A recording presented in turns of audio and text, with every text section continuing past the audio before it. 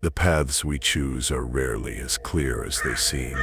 Many tread them in daylight, believing in a safety that is merely an illusion, a thin veil easily torn by the encroaching shadows. I once walked a trail under a sun that felt too bright, too eager to illuminate, and it was then I saw the first crack in the world's polished surface. The whispers began not in my ears, but in the very marrow of my bones, warning of stories etched not in ink, but in the dried blood of those who strayed too far from the known. These are not mere tales. They are echoes of moments when the veil thinned, and something ancient, something hungry, slithered through. The paths you think you know hold secrets, and the darkness at their edges is not empty. It is a canvas upon which terror paints its most visceral masterpieces, and tonight I will illuminate them for you, though the light may scorch your very soul. Many believe that a simple walk, a breath of fresh air on a remote trail, is a balm for the weary spirit. They see a postcard vista, hear the chirping of birds, and feel a sense of connection to nature. But the rustling leaves can hide a gaze, and the silent forest can hold its breath, waiting. The stories I will share tonight are not born of fiction, but from the chilling residue left by real encounters. These are the moments when the familiar twisted into the grotesque, when the mundane became a gateway to the unfathomable. Imagine the chill that creeps up your spine, not from a sudden drop in temperature, but from a presence that watches, that waits, and that has a story to tell. A story written in fear and desperation, found on trails that have become monuments to forgotten screams. The first thread I pull from the loom of dread concerns a hiker, a man who sought solitude in the dense wilderness, a common enough desire. He ventured onto a trail known for its beauty, a place where sunlight dappled through ancient trees, painting shifting patterns on the forest floor. But as the hours wore on, and the familiar landmarks blurred, a sense of being watched, an oppressive weight, descended upon him. It wasn't the wary glance of a deer or the scuttling of a squirrel. It was a gaze that felt invasive, as if his very thoughts were being observed. This unseen entity was not bound by flesh and bone, but by something far older, something that fed on the fragility of the human psyche, drawing strength from the encroaching twilight that bled into the woods, a perfect metaphor for the fading light of his own reason. He began to hear sounds that defied explanation, a rhythmic scraping, like claws on stone, that seemed to circle him, always just beyond the edge of his vision. The air grew heavy, thick with an unnatural silence that pressed in on his eardrums, making the frantic beat of his own heart sound like a drum of doom. He tried to rationalize it, blaming the wind, the wildlife, his own fatigue. Yet, the persistent feeling of being hunted, of being toyed with by an unseen predator, gnawed at his resolve. The trail, once a symbol of freedom, had become a labyrinth of his deepest fears, each fallen branch a skeletal hand, each shadow a lurking maw, waiting for him to stumble, to break. Then the scraping stopped. The silence that followed was more terrifying than any noise, a void pregnant with malevolent intent. He stood frozen, his breath catching in his throat, his senses screaming. He felt a cold breath on the back of his neck, not of wind, but of something ancient and decaying. It was then he understood that he was not alone, and that whatever shared the path with him had no intention of letting him leave unmarked. The trees themselves seemed to lean in, their gnarled branches like grasping fingers, as if to hold him captive in this waking nightmare. This was no ordinary encounter with nature. This was an intrusion by something that dwelled in the primordial darkness, something that had chosen him. He ran. He didn't know where he was going, only that he had to escape the suffocating presence. He crashed through undergrowth, thorns tearing at his skin, the sound of his own ragged breathing, a testament to his terror. But with every desperate stride, he felt it closer, a phantom pursuing him, a chilling echo of his own panicked heartbeat. The forest floor seemed to shift beneath his feet, roots twisting like snakes, trying to ensnare him. He caught glimpses in his peripheral vision, fleeting shapes that defied definition, a smear of darkness against the already dim light, a testament to his sanity's unraveling. He was being herded, not chased, a subtle but terrifying difference. When he finally stumbled out of the woods, into the blinding light of civilization, he was a shell of his former self. He spoke of shadows that moved with unnatural speed, of a cold that seeped into his bones, and of a feeling of being observed by eyes that were not there. The authorities dismissed his claims as the ravings of a man lost and disoriented, a victim of his own imagination. But the subtle changes in him were undeniable. He became withdrawn, perpetually looking over his shoulder, his eyes haunted by a new seen horror. The trail had left its mark, a scar not on his skin, but on his very soul, a permanent reminder of the abyss he had peered into, and that had in turn peered back. This brings us to the second tale, a story whispered among locals, a warning passed down like a cursed heirloom. It speaks of a young couple, eager to explore a remote hiking trail rumored to offer breathtaking views. They were warned, of course, by the elder folk of an old spirit that guarded those woods, a spirit that resented intrusions. But youth, in its arrogance, often scoffs at such pronouncements, seeing them as mere folklore. They set out with laughter and anticipation, their backpacks filled with provisions, their minds filled with romantic notions of nature's grandeur, unaware that their chosen path was already stained with the tears of those who had come before. As they ascended, the forest grew denser, the sunlight struggling to penetrate the thick canopy. The cheerful birdsong of the lower elevations gave way to an unnerving silence, broken only by the creak of ancient trees and the crunch of their boots on the decaying leaves. They felt a subtle shift in the atmosphere, a pressure that wasn't physical but emotional. It was as if the woods themselves were holding their breath, an expectant hush before a storm of malevolence. The playful banter between them began to falter, replaced by an unspoken unease, a shared awareness that something was amiss. The path, once a welcoming invitation, now felt like a trap being slowly sprung. They noticed strange markings on the trees, not carvings, but organic patterns that seemed to writhe in their vision, like glyphs from a forgotten malevolent tongue. The air grew colder, and a mist began to snake its way through the undergrowth, clinging to their legs like spectral hands. They tried to dismiss it, to hold on to their initial optimism, but the mounting evidence of the unnatural began to fray their nerves. The feeling of being watched intensified, a palpable sensation that prickled their skin.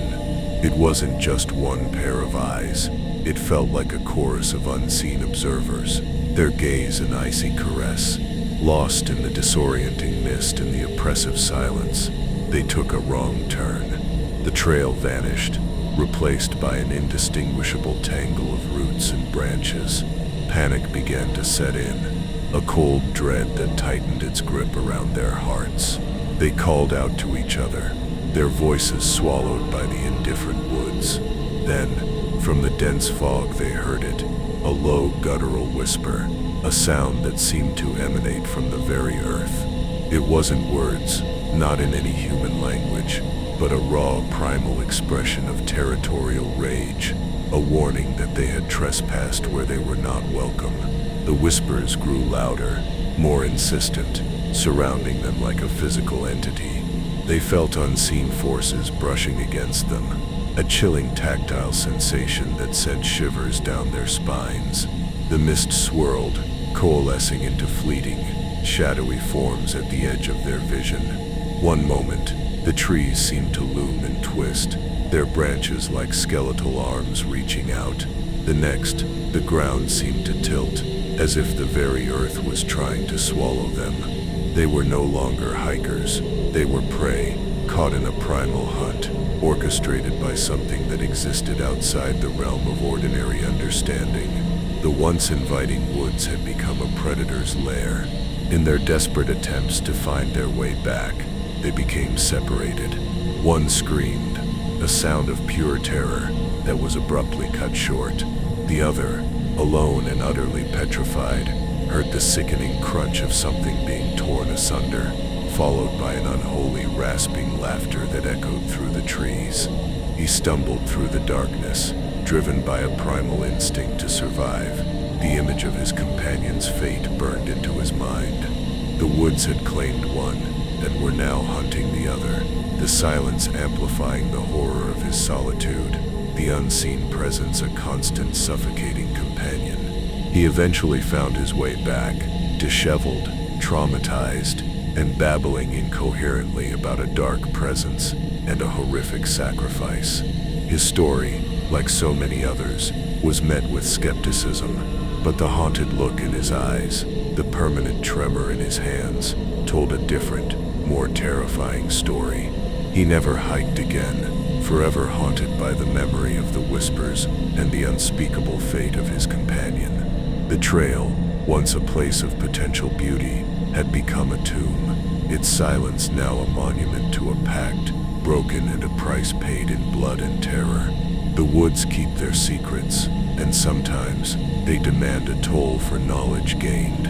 Our third chronicle speaks of a seasoned hiker, a man who prided himself on his knowledge of the local trails.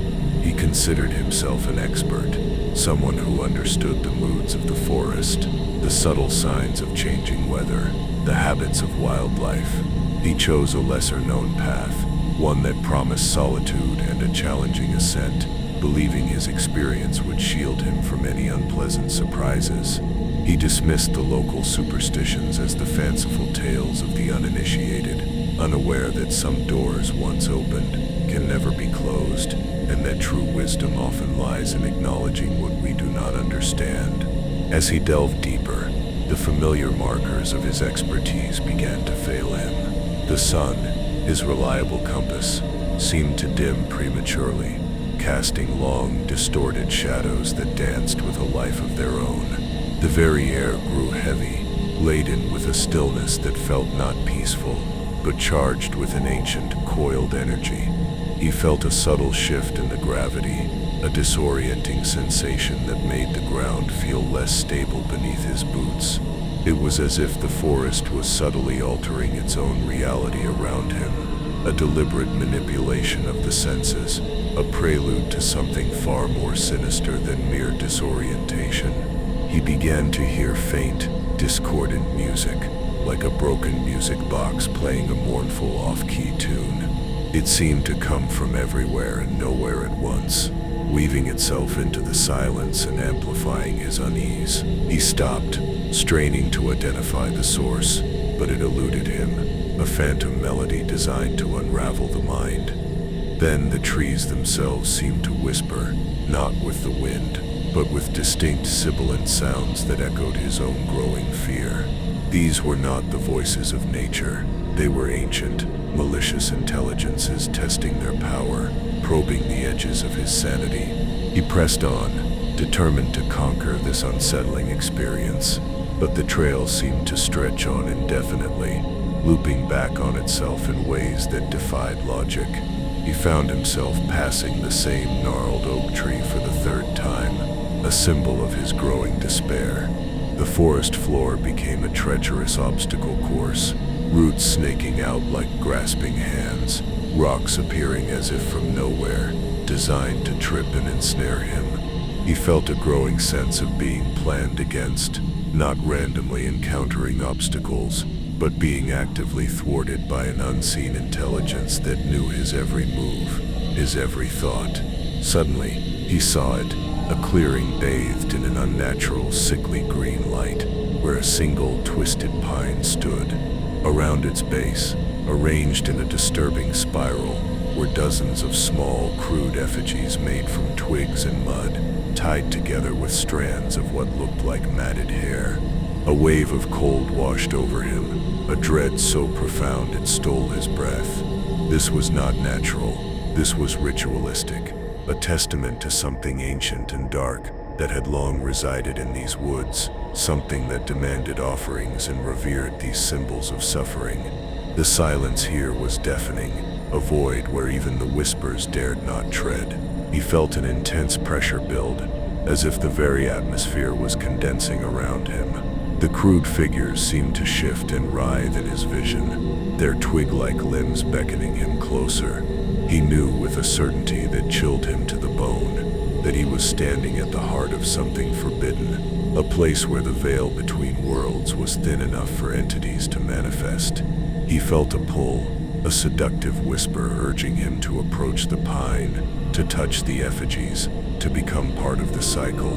It was the ultimate temptation, the allure of forbidden knowledge that promised understanding at the cost of his very being. He turned and fled, the disturbing music and the sibilant whispers now a cacophony of madness chasing him. He ran blindly, stumbling, falling, his body battered but his spirit still clinging to the will to survive. He felt the presence still with him, a cold shadow clinging to his heels, a silent promise that he had been seen, marked, and that this encounter was not truly over. The woods had revealed a glimpse of their true nature, and he had narrowly escaped becoming another forgotten offering, another silent statistic lost to the trail's hungry maw. The memory of the effigies would forever be etched into his mind, a chilling reminder of the darkness that lurks just beyond the periphery of our understanding. Now, we venture into the chilling account of a young woman who, seeking adventure, decided to explore a forest trail rumored to be haunted. The stories spoke of apparitions, of disembodied voices, of a lingering sadness that permeated the very air. She, like many others, saw these tales as mere campfire stories, exaggerations born from fear and isolation. She packed her gear, armed with a flashlight and a healthy dose of skepticism, ready to debunk the myths and prove that the only monsters were the ones we conjured in our own minds, unaware that some legends are born from truth and that skepticism is a fragile shield against the supernatural.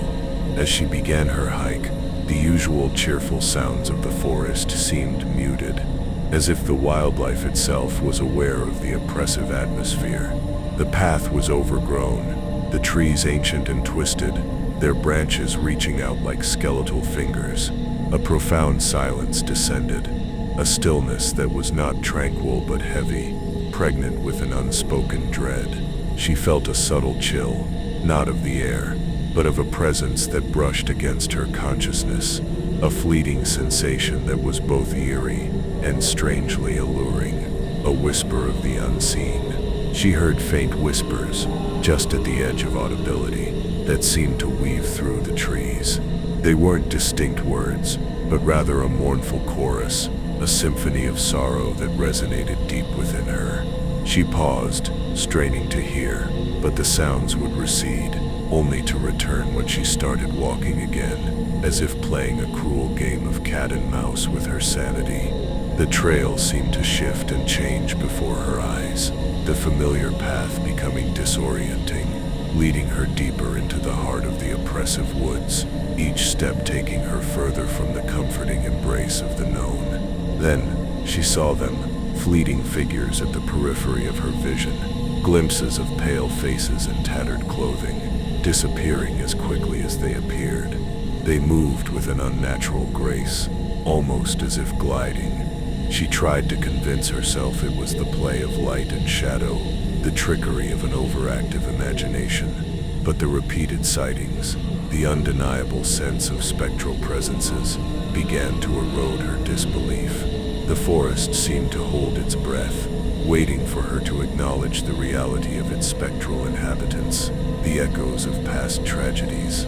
She stumbled upon an old, dilapidated cabin, half hidden by overgrown vines. A cold, palpable aura emanated from it, a palpable sense of anguish and despair. The door creaked open on its own, revealing an interior shrouded in darkness. Against her better judgment, driven by an insatiable curiosity that often precedes doom, she stepped inside. The air was thick with the scent of dust and decay, and the oppressive silence seemed to amplify the pounding of her own heart. She felt an overwhelming sadness, as if the very walls were weeping forgotten tears. This cabin was not merely abandoned. It was a vessel for profound unresolved grief, a nexus of lingering spectral energy. As she explored the cabin, a faint, spectral light began to illuminate the room. In the dim glow, she saw a rocking chair swaying on its own, and heard the faint sound of a lullaby being hummed. Then, a translucent figure began to materialize before her, the form of a young woman, her face etched with an eternal sorrow. The spectral woman's eyes met hers, and in that moment, the hiker felt an overwhelming wave of empathy, of shared pain, wash over her. It was as if the spirit was pleading for understanding, for release from its unending torment. The veil between worlds had thinned to a mere whisper, allowing the profound sorrow of a lost soul to touch the living. The apparition reached out a spectral hand, not in malice, but in a gesture of desperate longing. The hiker, though terrified, felt an undeniable connection, a shared vulnerability.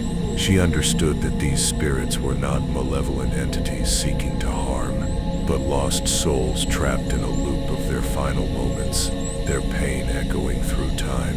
The spectral woman's touch, though cold as ice, carried no malice, only an immense heartbreaking sadness. It was a moment of profound, albeit terrifying, connection, where the boundaries of life and death seemed to blur into a single poignant experience. This encounter was not about being attacked, but about being burdened with the weight of spectral sorrow. She fled the cabin. The spectral lullaby and the image of the sorrowful spirit burned into her memory. She ran from the woods, not in terror of being harmed, but with the heavy weight of empathy and a profound understanding of the lingering pain that haunted the trail. She emerged from the forest changed, her skepticism replaced by a deep respect for the unseen forces that reside in places steeped in tragedy. The haunted trail had not offered her a frightening spectacle, but a glimpse into the profound and eternal sorrow of lost souls. A lesson that left her with a lasting sense of melancholy and a profound respect for the stories that the earth remembers. This leads us to the fifth and final narrative, a chilling account that begins not with a hike, but with a missing person report. A young man, an avid outdoorsman, vanished without a trace while exploring a remote mountain trail, a place known for its rugged beauty and its unforgiving terrain. Search parties combed the area for weeks, finding no sign of him, no footprints, no discarded gear, nothing. It was as if he had simply dissolved into the wilderness, a ghost swallowed by the vast, indifferent landscape. The mountain kept its secrets, its silence a heavy shroud over the unfolding mystery. The lack of evidence was in itself a chilling omen. Days turned into weeks, and the search was called off. The young man presumed lost to the mountain's unforgiving embrace. But then, a lone hiker, venturing far off the marked trails, stumbled upon something peculiar. Tucked away in a dense thicket, almost swallowed by moss and undergrowth, was a small weathered journal. It was water-damaged and brittle, but miraculously, much of the writing was still legible, detailing the young man's descent into something far more terrifying than a simple accident. The journal became the last testament, a dying echo from the heart of the wilderness. The entries began innocently enough, describing the beauty of the remote trail, the solitude he relished.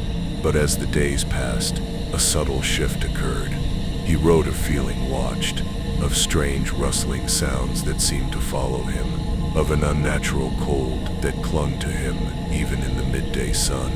He described seeing fleeting shadows at the edge of his vision, shapes that moved too quickly, too deliberately to be natural. He started to doubt his own senses, questioning whether the isolation was playing tricks on his mind, or if something more malevolent was at play. The pristine wilderness began to morph into a place of subtle but growing menace. He described an increasing sense of unease, a feeling of being trapped, as if the mountain itself was conspiring against him. The trail seemed to disappear and reappear, leading him in circles. He wrote of hearing whispers, faint at first, then growing louder, seeming to call his name, luring him deeper into the unknown. He believed he was losing his mind, but the objective descriptions of unnatural phenomena suggested otherwise. He was not simply lost. He was being guided, manipulated by an unseen force that resided in the mountain's ancient heart, a force that relished the disorientation and fear of its prey. The final entries were frantic, filled with a chilling desperation. He wrote of seeing figures in the distance, tall and gaunt, moving among the trees, their forms indistinct and terrifying. He described a growing dread, a feeling of being hunted, not by an animal, but by something ancient and primal. He mentioned a growing hunger, not for food, but for something intangible, a craving that seemed to emanate from the very earth around him. He suspected he had stumbled upon a place where the boundaries of reality were blurred, a forgotten sanctuary of dark entities that fed on fear and despair. The mountain was not just a place, it was a living entity, and he had become its unwilling offering. The last entry was barely legible, scrawled with a trembling hand. It spoke of a light, a blinding, unnatural light emanating from a cave, and a sense of overwhelming peace mixed with absolute terror. He wrote that he felt drawn to it, compelled to enter, that it was calling to him, promising answers and oblivion. The journal ended abruptly, leaving a void filled only by the chilling implications of his final words.